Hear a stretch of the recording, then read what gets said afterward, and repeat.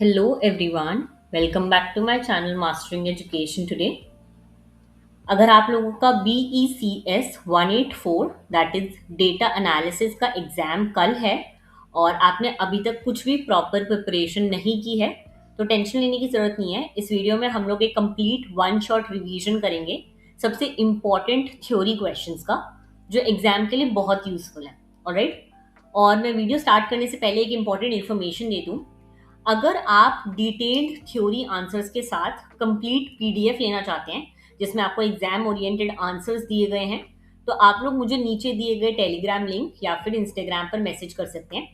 ये पीडीएफ जो है ये बहुत ही बेसिक मिनिमम प्राइस के लिए है और लास्ट मिनट अगर आप लोगों को रिवीजन करना है थ्योरी पार्ट का या फिर आप लोगों ने कुछ भी प्रिपेयर नहीं करा है इस एग्जाम से रिलेटेड तो आप लोग इस पीडीएफ के थ्रू प्रिपेयर कर सकते हो और एटलीस्ट पासिंग मार्क्स जो है वो स्कोर कर सकते हो। ओके, इस पीडीएफ में मैंने जितना भी थ्योरी पार्ट इंपॉर्टेंट है वो सारा कवर करा है।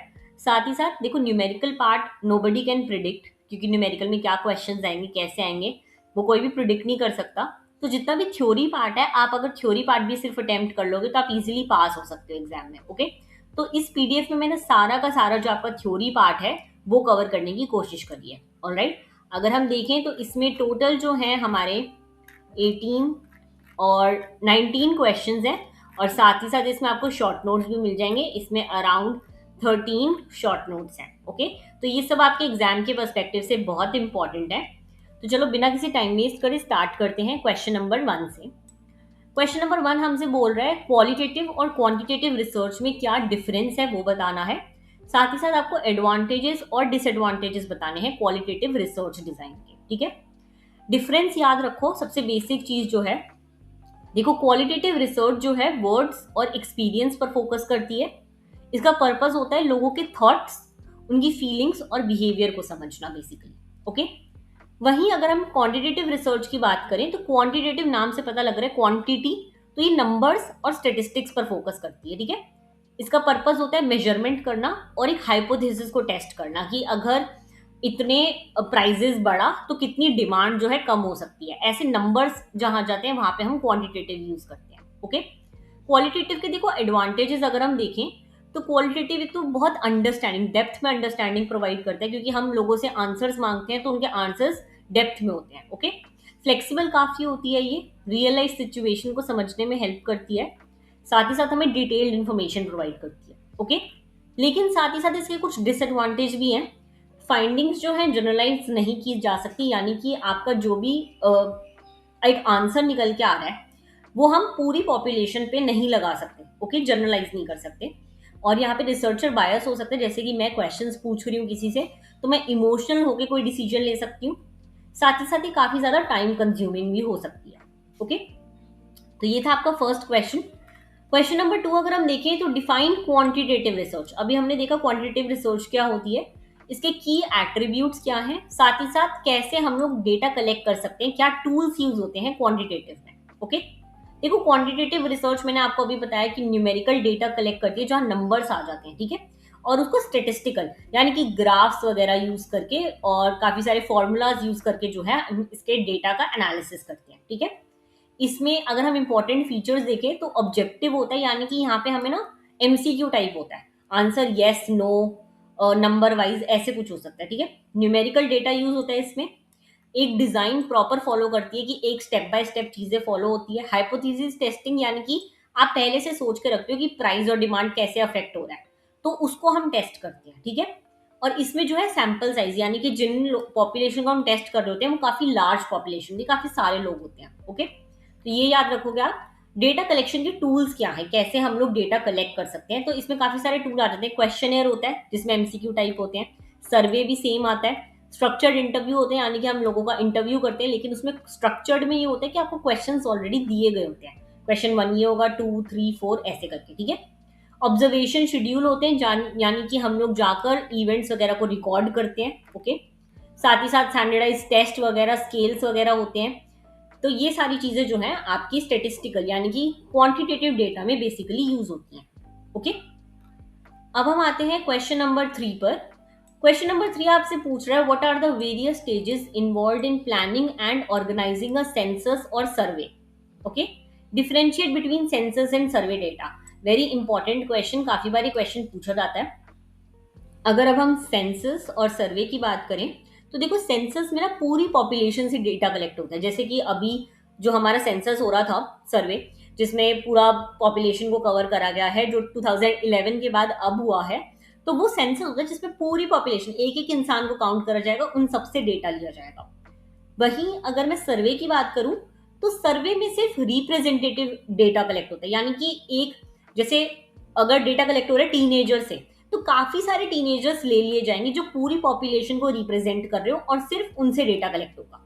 ऑलराइट, अगर हम एक चीज देखें तो सेंसस जो है ज्यादा एक्यूरेट होते हैं, क्योंकि उसमें सारे लोगों से डेटा कलेक्ट हो रहा है, लेकिन ये काफी ज्यादा एक्सपेंसिव होते हैं और टाइम कंज्यूमिंग होते हैं, क्योंकि ऑब्वियसली आप लोग को इतने सारे लोग एम्प्लॉय करने पड़ेंगे, साथ ही साथ टाइम कंज्यूमिंग, क्योंकि आप एक एक इंसान से डेटा ले लो। ओके, वहीं अगर हम सर्वे देखें तो सर्वे क्विक होता है, इकोनॉमिकल होता है, पैसे आपको सेव करने में हेल्प करता है। ठीक है, स्टेजेस अगर हम देखें, इसके स्टेजेस बहुत इंपॉर्टेंट है। देखो, सबसे पहले स्टेजेस में क्या आ जाता है, एक तो ऑब्जेक्टिव डिफाइन होता है कि आप किस लिए डेटा कलेक्ट कर रहे हो। ठीक है, आप जो है आइडेंटिफाई करते हो कि पॉपुलेशन किससे डेटा कलेक्ट करना है, एक पूरा क्वेश्चनेयर बनाते हो, क्या क्या क्वेश्चंस पूछने हैं, सैंपल डिजाइन आप सिलेक्ट करते हो, यानी कि किससे डेटा कलेक्ट करोगे वो आप सर्वे के लिए करते हो। ओके, साथ ही साथ पायलट टेस्टिंग होती है।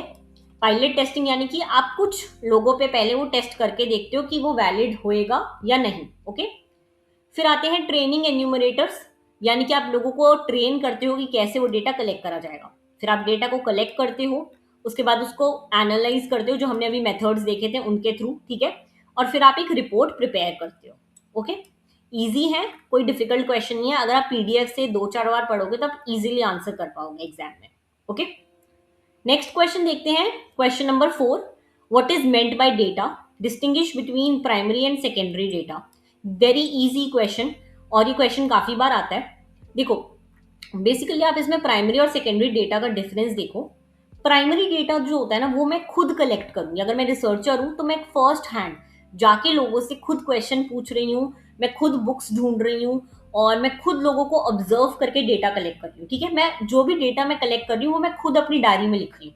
ठीक है, वहीं अगर मैं सेकेंडरी डेटा की बात करूं तो ये पहले से अवेलेबल होता है, जैसे कि आपने गूगल पे सर्च कर लिया, बुक्स ले ली, सेंसस की रिपोर्ट ले ली, वेबसाइट ले ली, ये सब हो गया सेकेंडरी डेटा। ओके, तो प्राइमरी डेटा में हमारे इंटरव्यू आ जाएंगे, ऑब्जर्वेशन आ जाएगा, सर्वे आ जाएगा।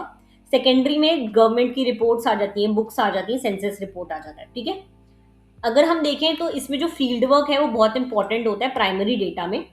फील्ड वर्क के कुछ इंपॉर्टेंट स्टेप्स वही हैं जो हमने अभी ऊपर देखे थे, कि ऑब्जेक्टिव सिलेक्ट करो, कैसे आप करोगे रिसर्च वो सोचो, डेटा किससे कलेक्ट करोगे, क्या आप इंटरव्यू करोगे, ऑब्जर्वेशन करोगे, क्या करोगे। ठीक है, पायलट सर्वे करो, पहले थोड़ी सी पॉपुलेशन भी करके देखो कि क्या वो वैलिड भी हो रहा है या नहीं। फिर वही सिलेक्ट करो ट्रेनर वगैरह, डेटा को सुपरवाइज करो कि क्या डेटा सही से कलेक्ट हो रहा है, उसको एडिट करो, वेरीफाई करो। वही सेम स्टेप जो हमने ऊपर पढ़े थे वही आएंगे इसमें भी। ठीक है, अब हम आते हैं क्वेश्चन नंबर 5 पे, what is non sampling error, explain with example its various sources, discuss the different types of non sampling errors that arise in an inquiry. देखो, मैं सिंपल से एक ही चीज इसमें बताऊंगी कि नॉन सैम्पलिंग एरर क्या होते हैं। ये वो एरर्स होते हैं जो सैम्पलिंग के अलावा किसी भी स्टेज पर हो सकती हैं, यानी कि जब आप पॉपुलेशन सिलेक्ट कर रहे हो ये तब नहीं होते, बाई चांस आपने डेटा सही एनालाइज नहीं करा या फिर आपने डेटा गलत नोट डाउन कर लिया, तो ऐसे एरर जो किसी भी स्टेज में हो सकते हैं, जो हमने ऊपर स्टेजेस देखे थे उनमें से किसी भी स्टेज में हो सकते हैं, वही होते हैं हमारे नॉन सैम्पलिंग एरर। ठीक है, इसके टाइप्स बहुत सारे होते हैं, तो आप टाइप्स वगैरह इससे पढ़ सकते हो। एग्जाम में सिर्फ एग्जाम्पल के साथ नाम लिख दोगे ना तो भी आंसर काफी अच्छा हो जाएगा, इतना बड़ा डिस्क्रिप्शन देने की जरूरत नहीं है। लेकिन अगर आपको नहीं पता कैसे कैसे टाइप के एरर होते हैं तो आपको पढ़ना पड़ेगा। ओके, अब हम आते हैं नेक्स्ट क्वेश्चन पे कि what is meant by convenience sampling. Very interesting question and very easy question. Sampling की एक टेक्निक है, जब आप पॉपुलेशन कलेक्ट करते हो, आपको कौन से पे करना है डेटा कलेक्ट, तो उसमें सैम्पलिंग में आप एक टेक्निक होती है जो होती है कन्वीनियंस सैम्पलिंग। जब रिसर्चर इजीली अवेलेबल लोगों को सिलेक्ट करता है ना, यानी कि मैं अपने घर से बाहर निकली, मुझे पहले जो 5 लोग दिखे मैंने उनसे डेटा कलेक्ट कर लिया, तो ये होता है कन्वीनियंस सैम्पलिंग, अपने हिसाब से मैंने करा। ठीक है, जैसे कि आप एग्जाम्पल के तौर पे ले लो, मॉल से बाहर निकलने वाले लोगों से आपने क्वेश्चन पूछा और ये हो गया आपका कन्वीनियंस सैम्पलिंग, सिंपल। ठीक है, एडवांटेजेस आपके इसके यही हो गए कि ये बहुत क्विक है, बहुत ईजी है, और इसमें कोई पैसे वैसे भी नहीं लग रहे, ठीक है। डिसएडवांटेजेस क्या हो सकते हैं, देखो डिसएडवांटेजेस यहाँ पे बायर्स हो सकते हैं। एक तो बायर्स तो हूं ही, क्योंकि मैं पहले ही जो 5 लोग दिख रहे हैं उनसे डेटा कलेक्ट कर रही हूँ, ठीक है। साथ ही साथ इसमें ये भी होता है कि जो रिजल्ट है वो हम पूरी पॉपुलेशन पे नहीं निकाल लगा पाएंगे, क्योंकि मैंने पहले 5 लोग लिए। अब उस पहले 5 लोग में कोई भी हो सकते हैं, बच्चे हो गए, बूढ़े हो गए, और गरीब अमीर कोई भी हो सकता है। तो इसमें जो है जो रिजल्ट निकलेगा वो हम सब पे नहीं लगा सकते। ऑलराइट, तो इस चीज का ध्यान रखोगे। अब देखो मैंने 6 क्वेश्चन डिस्कस कर लिए हैं। तुम मुझे बताओ कि क्या तुम्हें इस वीडियो का पार्ट 2 चाहिए, जिसमें मैं आगे के क्वेश्चंस भी डिस्कस करूं। अदरवाइज तुम लोग ये पीडीएफ मेरे से परचेज कर सकते हो और एग्जाम के लिए पढ़ सकते हो, और इतना ही इनफ रहेगा। ओके, तुम एटलीस्ट थ्योरी इतनी पढ़कर पास हो जाओगे आसानी से। न्यूमेरिकल्स वगैरह तुम्हें खुद प्रिपेयर करने पड़ेंगे। ऑलराइट, तो अगर तुम्हें पीडीएफ चाहिए हो तो तुम नीचे इंस्टाग्राम या फिर टेलीग्राम के लिंक पे मेरे को डीएम कर सकते हो, और मैं इसका प्राइस वगैरह तुम्हें सब भेज दूंगी, और तुम्हें तुरंत जैसे ही तुम पे करोगे तुम्हें ये पीडीएफ मिल जाएगा। Alright, all the very best for your exam. मिलते हैं नेक्स्ट वीडियो में। Thank you so much.